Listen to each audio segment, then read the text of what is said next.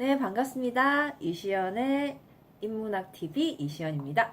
자, 삼황오제에 대해서 오늘 말씀드릴 건데요. 삼황오제라고 하면은 이제 신화의, 중국 신화예요. 그래서 이제 흔히 뭐 중문과라든지 뭐 한문학과라든지 동양학을 하시는 분들은 익히 한 번쯤 들어보셨을 내용이고요. 음, 우리가 지금 현재 흔히 중국의 왕을 황제라고 칭하고 있는 그 말의 어원이 이 삼황오제에서 나왔습니다. 자, 이런 용어는 은나라, 하은주, 중국 역사를 예전에 제가 한번 짚어드린 적이 있지만, 이제 하은주 중에서의 은나라에 해당되는, 은나라가 사실은 상나라라는 나라의 수도였어요. 그래서 이제 우리가 흔히 하은주라고 하지만, 사실은 하상주에 해당되는 거고요. 그 용어를 이제 은에서 상으로 이제 바꾸는 계기가 있지만 이제 그거 나중에 설명을 드릴게요.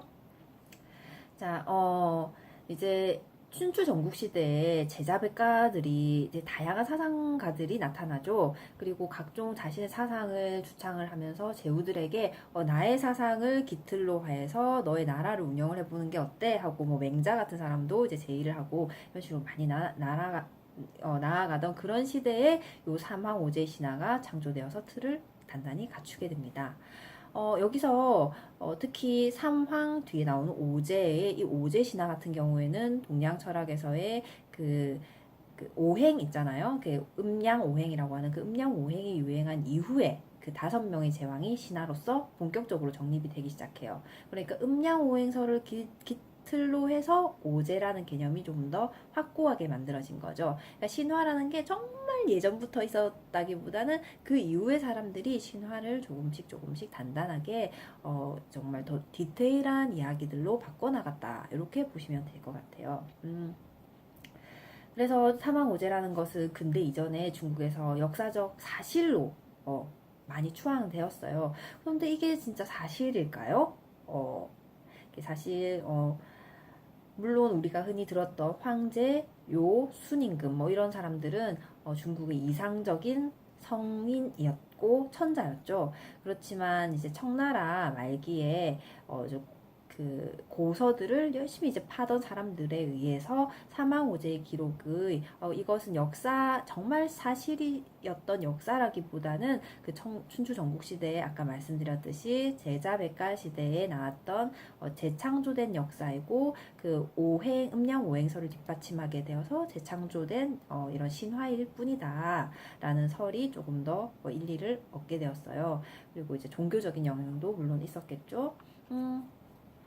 그리고 사실 정말 가까운 시기인데요.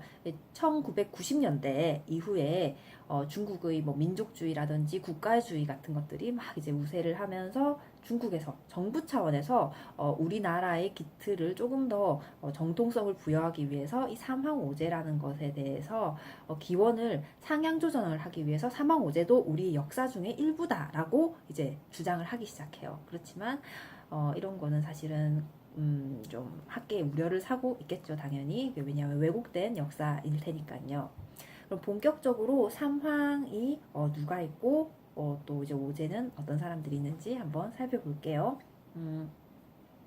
삼황에 대한 설도 마찬가지로 이것이 정말로 있었던 사실이 아니고 후대 사람들에 의해서 이제 조작되고 꾸며진 신화이기 때문에 다양한 설들이 있었어요. 그래서 사기에 나오는 삼국사기, 우리도 삼국사기가 있듯이 중국에도 사기라는 역사서가 있어요. 사기에 나오는 그 기록에는 천황, 지황, 인황 이렇게 3명이 삼황에 해당된다. 또 혹은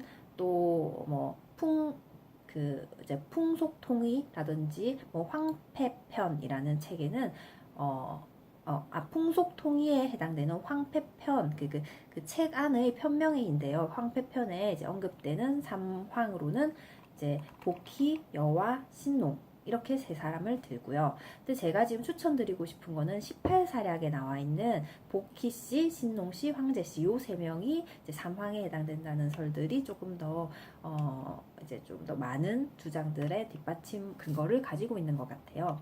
그러면 18사략에 나온 삼황들은 어떤 사람이었는지 이제 크게 살펴볼게요. 아까 말씀드렸는데 복희씨, 신농씨, 황제씨. 근데 정말 그 이름은 그 태호 복희, 염제 신농, 황제 헌원 이렇게 이야기를 하는 거예요. 그러면 삼황은 무엇을 얘기하는 걸까요?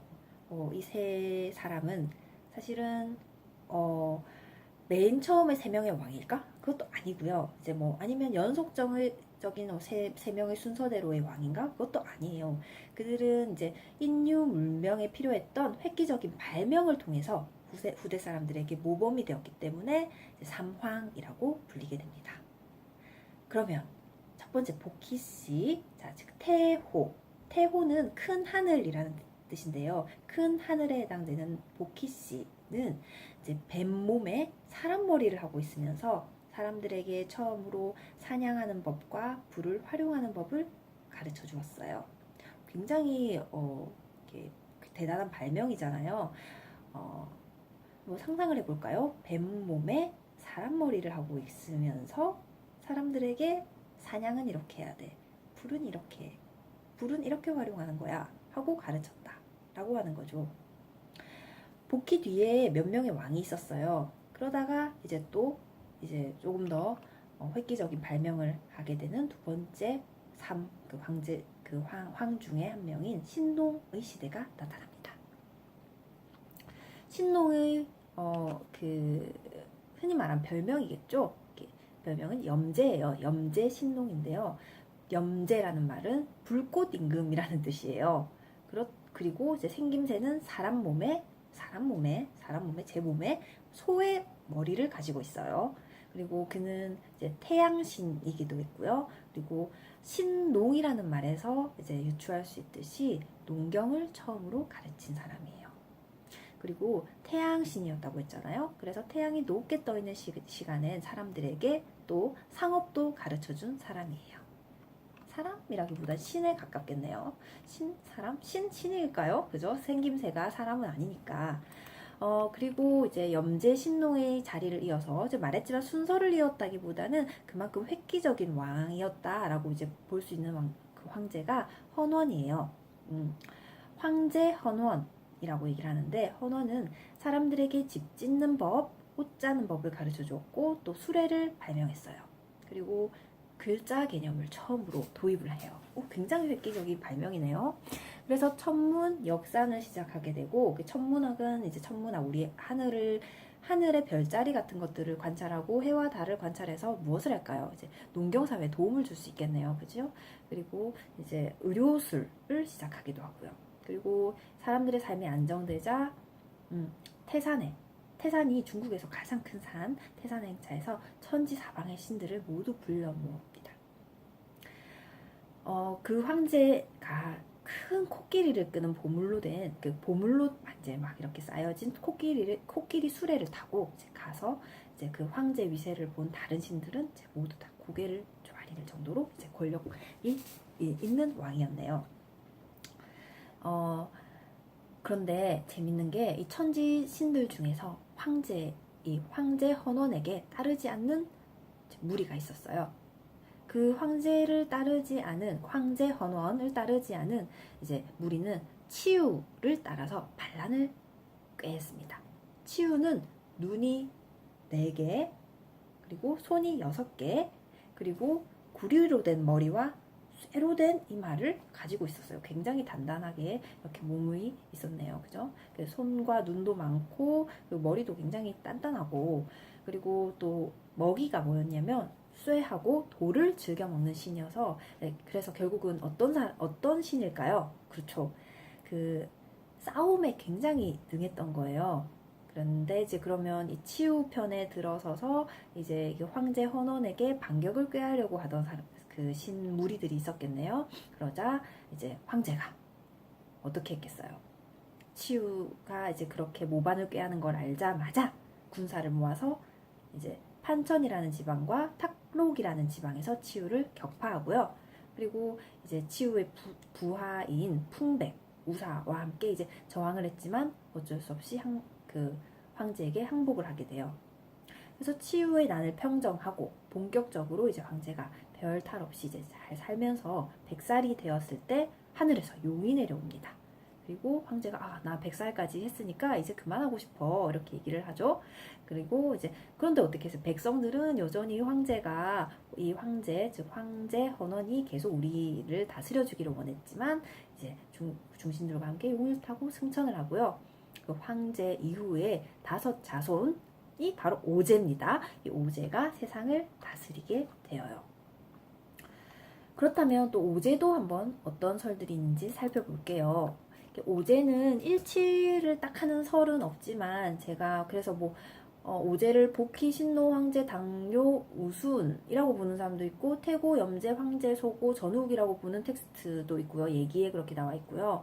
근데 저는 18사략을 좀 말씀을 드릴게요. 18사략은 소호, 전욱, 고신, 당뇨, 우순 이렇게 이름이 5가지로 들어가요.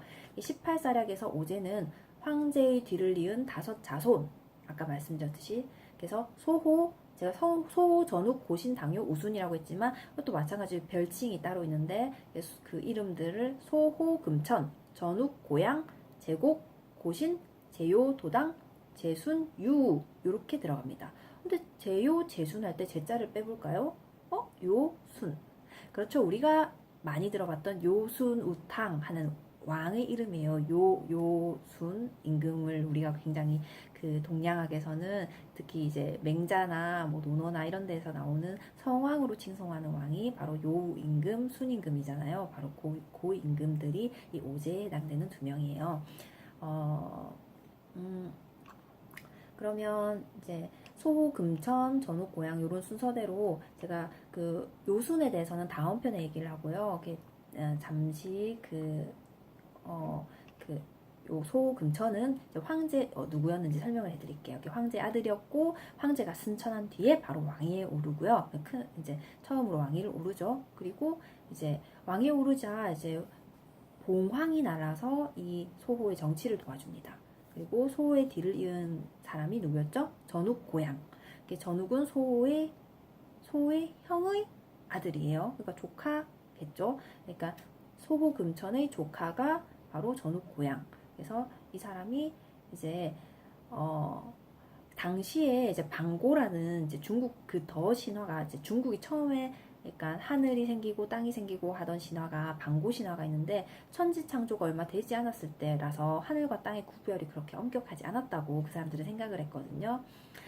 그래서 이제 전욱 고향에 와서 전욱이 이제는 엄격한 법을 세워서 하늘과 땅의 구별을 확실히 하자. 그리고 인간 세상에서도 주종관계, 남녀관계들을 확실히 하자. 이렇게 기틀을 세우는 이제 제가 됩니다. 오제 중에 한 명이 됩니다.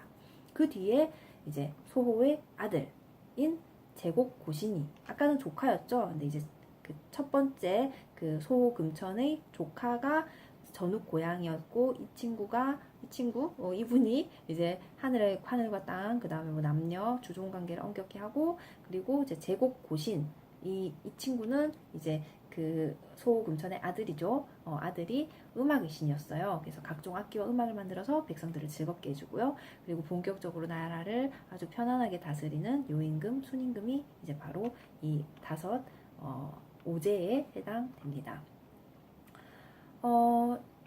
제가 또 하나 재미있게 말씀드리고 싶은 거는 사망오제가 중국 신화 속의 대표적인 인물이지만 재미있게도 이들을 동이족 들어보셨죠? 그리고 동이족이 사실 이제 우리나라 한국의 어떤 그 중국에서 동이족이 우리나라로 넘어와서 우리나라의 조상이다라고 하는 설들이 있어요. 그래서 한민족으로 간주하는 주장들이 있는데 사망오제가 동이었다라는 중국의 사료들이 일부 있고 또 이제 모두를 한민족으로 보는 역사관도 존재를 해요. 그리고 20세기 이후에 환단곡이라는 서적에서는 실제로 사망오제 가운데 일부나 혹은 전부를 한민족으로 서술하고 있기도 하지만 사실 그 동이라는 용어는 있으나 진나라 그러니까 그 진시황 할 때 진나라요. 진시황 이전의 쓰이고 있던 동이라는 그 동이족과 한나라 이후에 진나라 다음이 한나라인데 한나라 이후에 나오는 동이라는 그 용어의 동이는 같은 민족이 아니에요. 사실 그 한자는 똑같지만 이제 그렇다는 이제 것이 정설이고 그래서 한민족에 속해 있는 동이는 한나라 이후의 동이이기 때문에 진나라 이전의 동이족에 나오는 그 동이와는 다르기 때문에 관련성이 없다고 보는 것이 정설이고요.